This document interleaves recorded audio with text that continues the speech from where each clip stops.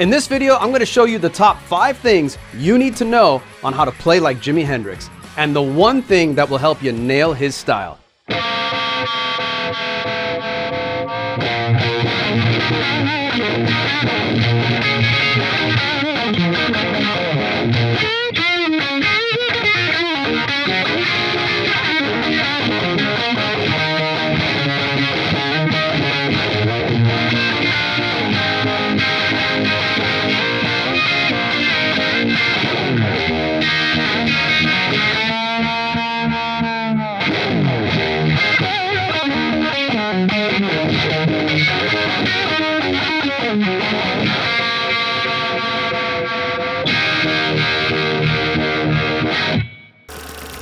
Jimi Hendrix is the most legendary and influential guitarist of all time.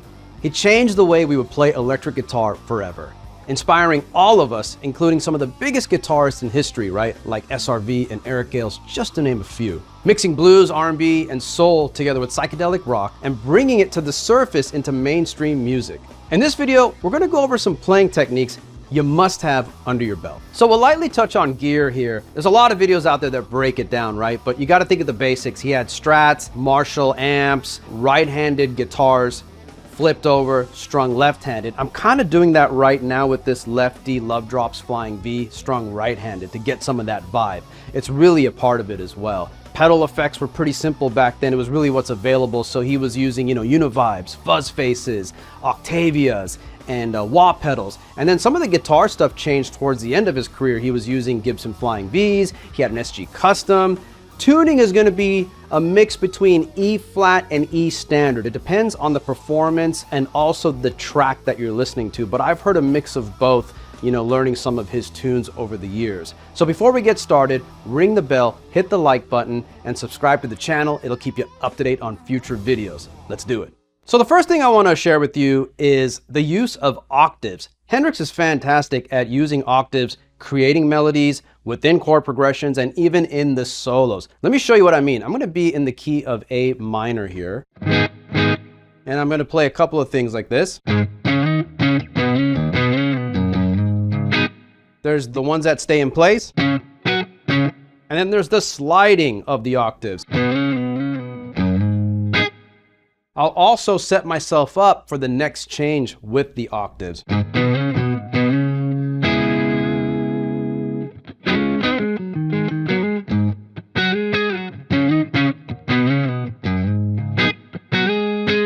So let's break down the octaves real quick. And what am I doing there? Take a note, like let's say the A on the 5th fret here on the E string. Skip a string over, play 2 frets up. There's your octave there. Same thing with the next string on the A string, and then now you're on the G, 2 frets up. Now it changes slightly when you get to the D string. You're gonna have to go a fret up on that B. Same thing when you get over to the higher strings. So if you put it all together,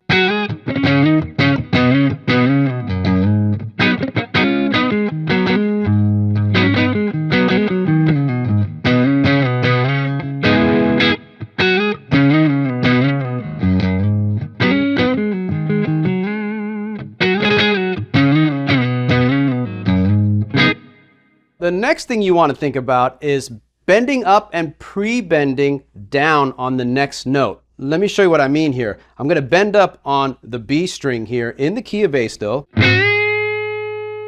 Now, instead of bending down on that note, I'm going to go over to the G, pre-bend up, and then bend down. So, all together.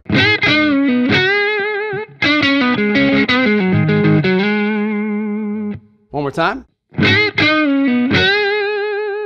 A really cool technique to add within your blues pentatonic solos here, right? So.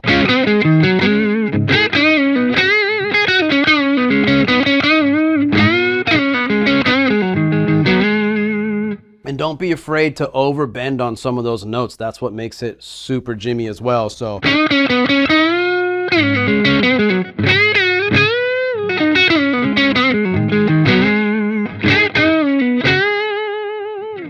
The third thing I want to talk about is add 9 chords. That doesn't sound fancy at all. Don't worry about it. Like, here's basically what a regular bar chord would look like in the A position. Just shorten that chord. Just give me like a shorter version so it looks like an F, and just bring it up to the 5th fret. Now take your pinky and go ahead and push down on the high E string on the 7th fret. Sound familiar? Think about castles made of sand. You know, you're just gonna move that around. So now in a progression,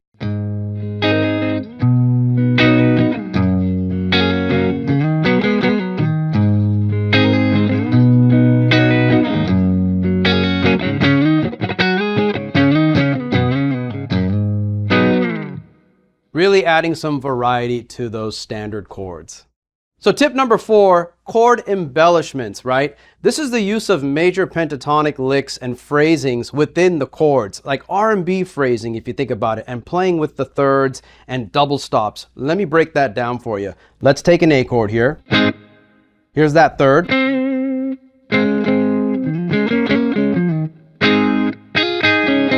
Those double stops come in now, right?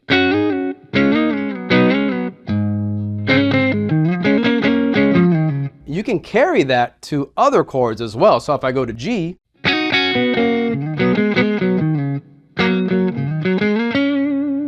back to A,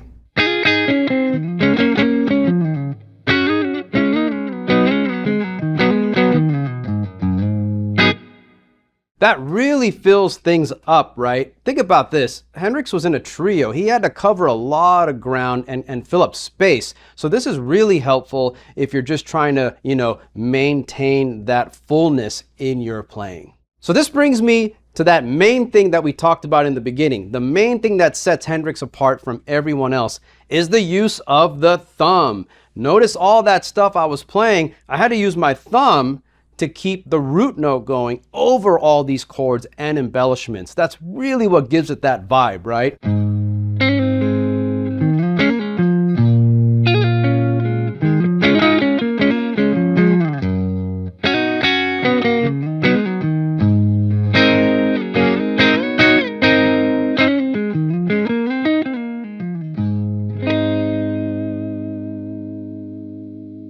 So as you can see, adding the thumb really helps you hold all the chords together, and it gives you that freedom to move around with your other fingers. If you did a regular bar chord, you're kind of locked in now. You've got no other movements that you can really do. But you know, when you shift,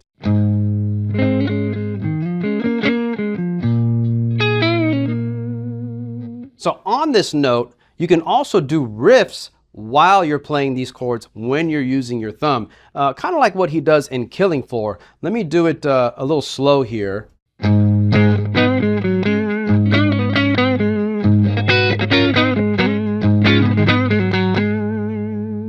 As you can hear, that root note just keeps droning over the riffage, right? Keeping it a lot fuller than it would usually be if I didn't do that.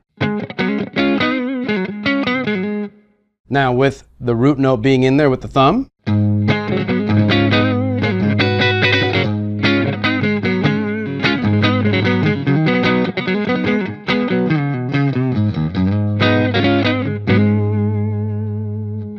giving you even more options through those chords. So before we get to the next part of the video, remember that the guitars and the amps can all be found on our website. Those links are going to be in the description below. So here's a point where we want to talk about some different gear examples, right? We'll go through a small rig just using a Gibson Falcon 20 amp and this awesome Epiphone Love Drops Flying V inspired by Gibson Custom here. And then we'll go through a bigger rig like I'm using behind me. We'll go ahead and compare the two, which is a Mesa Boogie Badlander 100 head with that 412. And we're going to pull out something special, a guitar that you may have seen Hendrix use for a brief moment towards the end of his career. And real quick, before we get there, I want to talk about the guitar here for a second. You know, there is some magic of doing that, you know, left-handed or right-handed strung reverse, depending on, you know, what your orientation is. Look at where the bar is, right? Like this really helps when you're doing some of those rhythm lines. It's kind of like right there. Remember the tension's different as well. depending on what guitar you're using when you do that reverse string technique. So it's a really cool thing to look at. And when you see my arm come over the top here, that kind of makes sense, you know, when you think about Hendrix's right hand style and that floating thing that he would do. I'm not really touching the strings because I can't get, you know, the controls in the way here and turn them off and on by accident. So having to come over like that really provides that glide.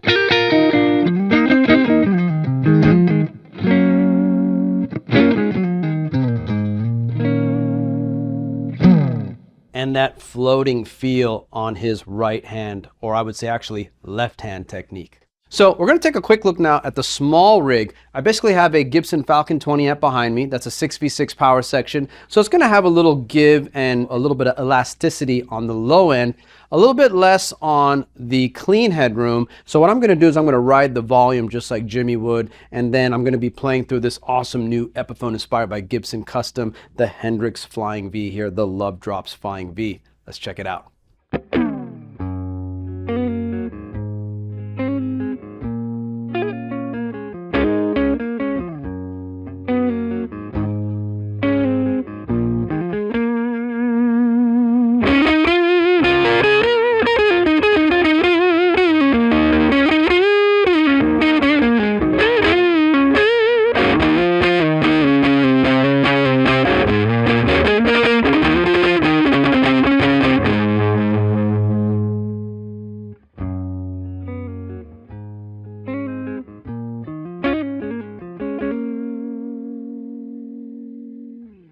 Okay, so here's a quick example of what a big rig could sound like. I've got this guitar here, which is an SG Custom. It's a custom shop model. You may have seen Hendrix play something very similar to this on the Dick Cavett show when he did that appearance with the SG. Really cool guitar with the 3 pickups here. And then I'm running into a big amp, right? Now we've got a 100-watt Mesa Boogie Badlander 100 EL34 power section with the 412 cab. And I'm running a few effects down here. I've got a little fuzz pedal that I'm going to feed into it.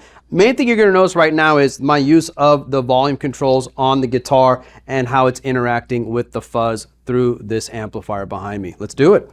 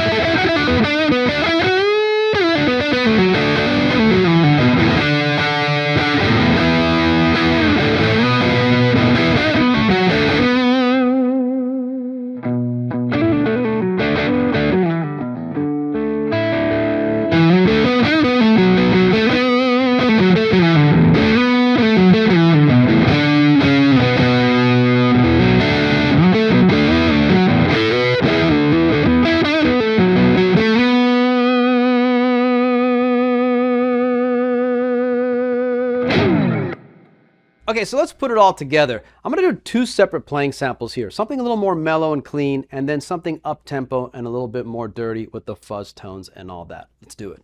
Okay, let's start with some basic clean stuff. I'll lay a foundation track down using those chord embellishments and some of those double stops, the add 9 chords. Then we'll layer on our octaves on top. Let's do it.